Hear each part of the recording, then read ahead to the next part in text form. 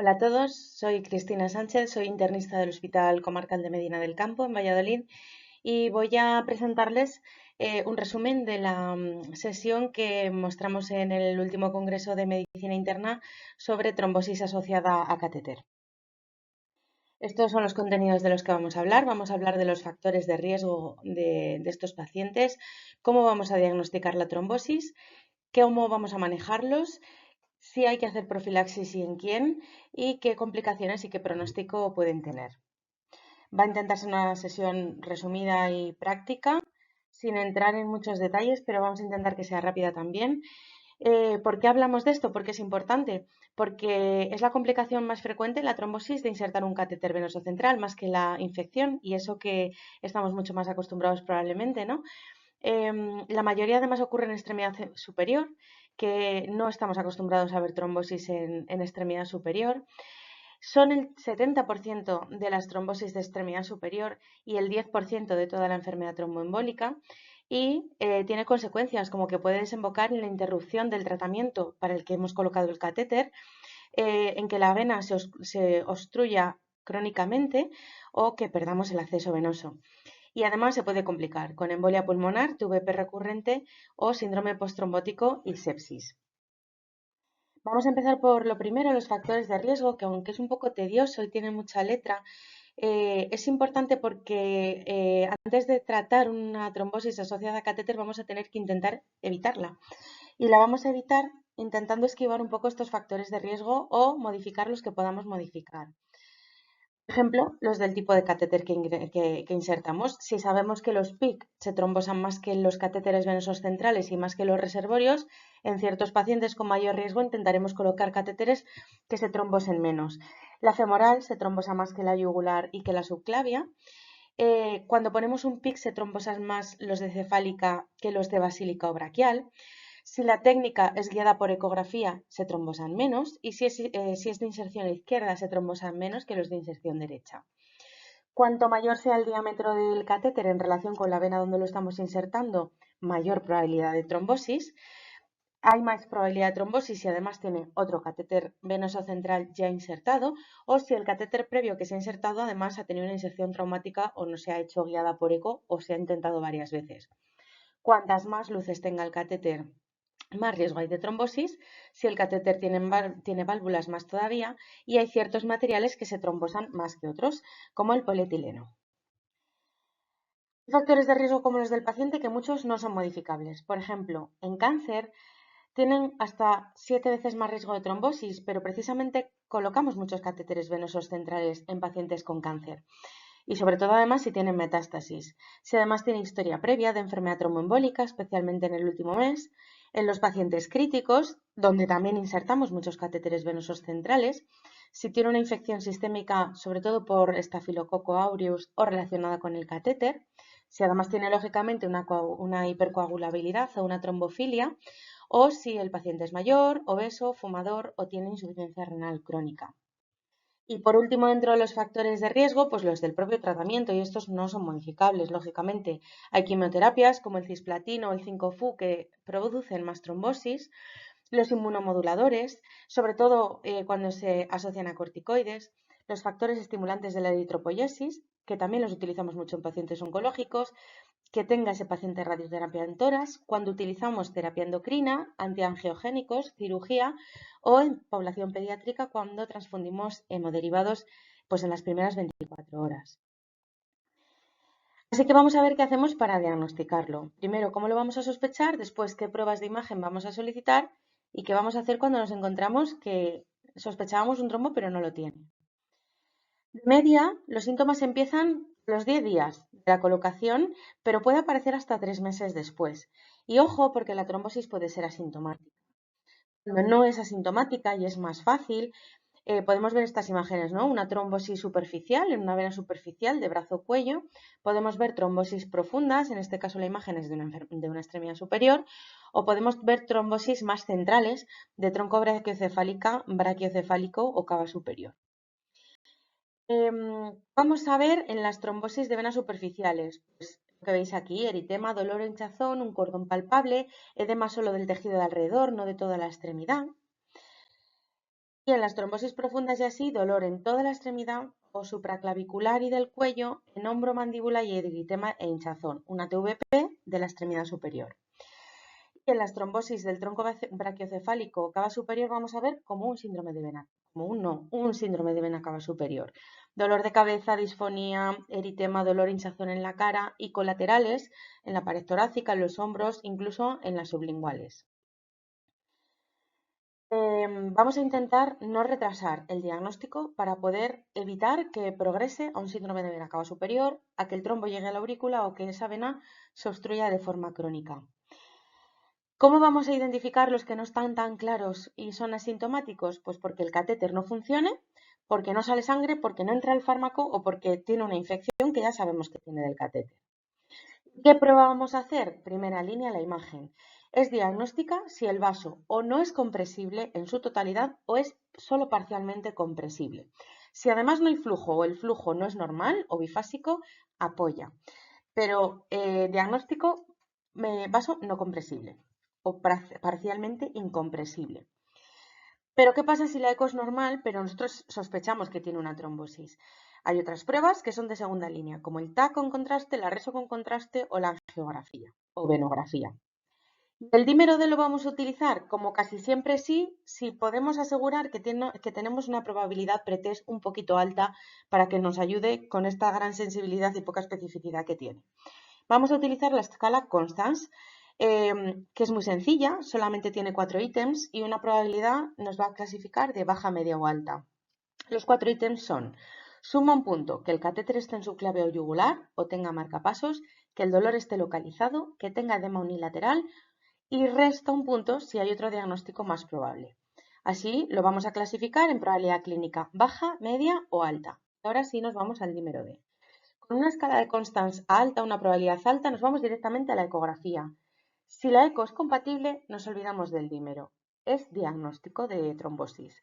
Si la eco es negativa, entonces sí vamos al dímero porque tenemos una probabilidad alta, pretest o una sospecha clínica alta. Si el dímero está elevado, repetimos la eco. Y si el dímero está normal, con una eco negativa, no tiene trombosis. Pero si la eco es indeterminada, la vamos a repetir. Y si sigue siendo indeterminada o dudosa, nos vamos a ir a una prueba con contraste. Con una escala clínica media o baja, vamos a ir directamente al dímero D. Si está elevado, le hacemos la eco. Si es positiva, pues perfecto, tiene una trombosis asociada al catéter. Si es negativa, si es negativa la eco, aunque tenga un dímero alto, con una probabilidad baja, ese dímero puede estar elevado por muchas otras causas. Estamos hablando de pacientes con cáncer, con sepsis. Entonces, en ese caso se descarta la trombosis. Pero si la eco es dudosa, con un dímero elevado, repetimos la eco. Y si no, nos vamos a una prueba con contraste. Y si la escala es baja y el dímero es normal, se descarta trombosis y no hacemos ecografía. Con este algoritmo, en este estudio, de los que se etiquetaron de no trombosis se siguieron a los 3 meses y ninguno de los que inicialmente se clasificó como improbable después fue diagnosticado de trombosis. La eco ha superado la venografía como técnica de elección. Las ventajas, las de siempre, de la ecografía: no es invasiva, es sensible y específica, no radia, es accesible, tiene bajo coste, pero las desventajas, en nuestro caso, no es buena para evaluar vasos centrales y además tiene baja sensibilidad en población pediátrica. La venografía, que ya no es la prueba de inicio, pues tiene el problema del contraste, de las reacciones adversas, de utilizarlo en insuficiencia renal y sobre todo que a veces tras la administración del contraste podemos producir una TVP hasta en un 2%. El TAC y la reso, pues el TAC está un poco limitado para la extremidad superior y la reso se puede hacer sin contraste, pero si es con gadolinio, pues tenemos mejores imágenes. ¿Y qué pasa cuando lo hacemos todo y no es trombosis? ¿Por qué tenemos esa extremidad así con un catéter puesto? Pues hay causas que no son trombóticas de obstrucción del catéter, como que la sutura esté muy prieta, hay un pinzamiento entre la primera costilla y la clavícula o que la medicación haya precipitado. El diagnóstico diferencial de la trombosis venosa superficial entra por todas las infecciones de la piel, eritema nodoso, granulomas sarcoideos, la PAN o el Kaposi. Y el diagnóstico diferencial de la TVP, pues la propia compresión tumoral, el linfedema, el síndrome de vena cava por el propio tumor, que tenga una fístula arteriovenosa o incluso el cáncer de mama. Vamos entonces a ver cómo la tratamos, cómo la manejamos y para eso vamos a hablar de los fármacos que le vamos a poner, la anticoagulación y la trombolisis, cuándo vamos a retirar el catéter y cuándo lo podemos dejar y qué vamos a hacer cuando la trombosis es superficial. Sobre el manejo, vamos a intentar disminuir los síntomas, prevenir que se extienda a venas centrales, prevenir que se haga crónica e intentar preservar el catéter. ¿Cómo lo vamos a anticoagular? Siempre vamos a tener la anticoagulación mientras usemos el catéter o al menos 3 meses. Primera línea preferida, heparina de bajo peso molecular, pero también se puede utilizar ACOD, fondaparinux o antivitamina K. Aquí os dejo unas dosis para si queréis hacer captura de la enoxaparina y del fondaparinux, según IMC y también, claro, teniendo en cuenta el filtrado renal. Y bueno, según IMC la enoxaparina y según el peso el fondaparinux. Hay dos subapartados que son muy interesantes y dan para una sesión en sí misma, que una es la trombosis asociada a catéter en pacientes con cáncer y otra es el uso de anticoagulantes de acción directa para anticoagular a estos pacientes. Se parece un poco al esquema del tratamiento de la enfermedad tromboembólica venosa en general, en el que apixaban y rivaroxaban se pueden usar directamente y con apixaban y dabigatran habría que hacer 5 días previos de terapia con heparina y después utilizar el anticoagulante a las dosis que os dejo aquí para que podáis hacer una captura. La trombolisis, hay muy poco, hay una evidencia muy limitada de trombolisis, pero la reservamos, como suele ser, para pacientes con una trombosis masiva, refractaria a anticoagulantes y con bajo riesgo de hemorragia. Se puede incluso intentar, aunque es verdad que, como digo, no hay mucha evidencia, hacer trombolisis local en pacientes que vayan a necesitar el catéter a largo plazo, como pues, por ejemplo para nutrición parenteral, para quimio o para hemodiálisis. En definitiva, cuando nos planteamos una trombolisis en extremidad superior, en TVP de extremidad superior, cuando tenga síntomas graves, cuando la subclavia esté cogida casi total y axilar, cuando sea de menos de 14 días, que ese paciente tenga un buen estado funcional y que tenga una esperanza de vida de al menos un año y que tenga un bajo riesgo de sangrado. Esto es una parte muy importante de la sesión porque a veces nos dan ganas de quitar el catéter enseguida porque pensamos que, entre otros factores del paciente, es la causa de la trombosis y es verdad. Pero vamos a intentar mantener el catéter siempre que podamos. Si no funciona por la trombosis, pero necesitamos el catéter, hay que valorar cambiarlo. También hay alguna guía que sugiere, la ESMO sugiere trombolisis local, no como primera línea, con uroquinas a volteplase a las dosis que os pongo aquí. ¿Cuándo lo vamos a retirar? Pues si no queda más remedio, si está infectado, si no funciona, si no se necesita, que entonces no debería estar puesto, o si la anticoagulación está contraindicada. Y cuando lo retiremos vamos a mantener la anticoagulación 3 meses después como regla general. Sobre la trombosis superficial. Cuando tenemos una trombosis superficial en el antebrazo, en el brazo proximal, por un PIC, vamos a intentar mantener el catéter, especialmente en pacientes a los que sí que podamos anticoagular y sus síntomas no progresen mucho. Si tiene un catéter periférico es tan sencillo como quitarlo y colocar en otro sitio o, si no se necesita, no volverlo a colocar. Y sobre todo, también, por supuesto, tratar la sintomatología, los síntomas con compresas, AINES, elevación de la extremidad y controlar la progresión para evitar el síndrome posttrombótico. Si hay progresión sintomática o progresión en las imágenes, en la trombosis superficial se puede considerar anticoagulación a dosis profilácticas y se puede hacer, como dice el ensayo Surprise, con rivaroxaban. Y si el coágulo está cerca del sistema venoso profundo, a menos de 3 centímetros del callado, hay que valorar que lo debemos anticoagular directamente a dosis terapéuticas. Y también se puede intentar emplear dosis intermedias de heparina de bajo peso molecular mientras el catéter esté controlado y durante más o menos 2 semanas después de su extracción. Todo esto en trombosis superficiales. Y por último, vamos a hablar de la profilaxis. ¿Y qué es lo que dicen las principales guías de cáncer y de no cáncer? Que no de forma rutinaria o de forma extendida.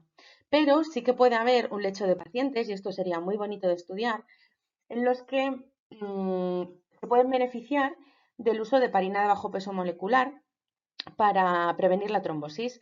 Este es un estudio, por ejemplo, de pacientes con cáncer y que reciben quimioterapia a través de un acceso venoso central, en los que utilizan heparina de bajo peso molecular o warfarina.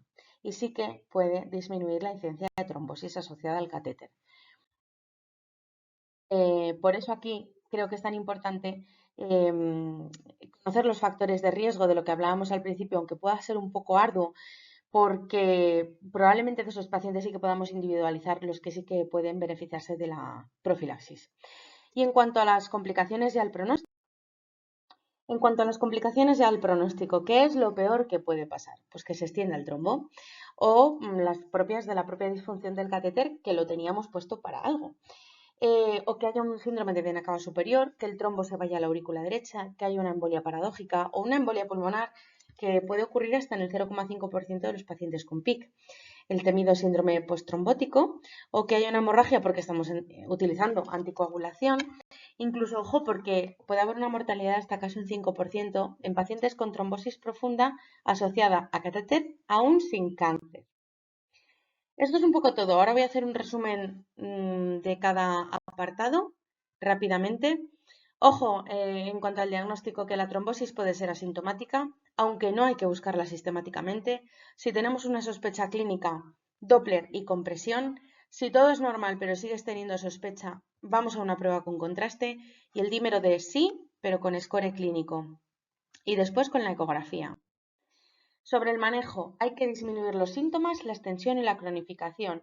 Intentar mantener el catéter salvo que no funcione, que no se necesite, que esté infectado o que por lo que sea no podamos anticoagular a ese paciente. ¿Con qué le vamos a anticoagular? Preferible con heparina de bajo peso molecular, pero se puede fondaparinus, ACOD o antivitamina K. ¿Cuánto tiempo? Por lo general en pacientes con cáncer, si retiramos el catéter primero 3-5 días antes de retirarlo y después 3 meses después. Si no se retira el paciente, pues el catéter, pues mientras esté puesto o más allá de 3 meses después. Y en pacientes sin cáncer, si se retira 3 meses en total y si no se retira mientras esté en el catéter. Trombolisis en casos seleccionados, como por ejemplo con síntomas severos o con trombosis masivas. Profilaxis de rutina, no. Intentar evitar los factores de riesgo, un buen mantenimiento del catéter y probablemente a lo mejor podamos individualizar o hablar en un futuro de a qué pacientes le vamos a poner una profilaxis. Estas son las dos guías principalmente que he utilizado para hacer esta revisión y también estos artículos. Os invitamos desde el grupo de enfermedad tromboembólica a que participéis en estos vídeos que subimos al canal de YouTube, que puede hacer cualquier internista que esté interesado en algún tema en especial de la enfermedad tromboembólica. Os ponéis en contacto con nosotros, os facilitamos cómo hacerlos y cómo subirlos. Muchas gracias.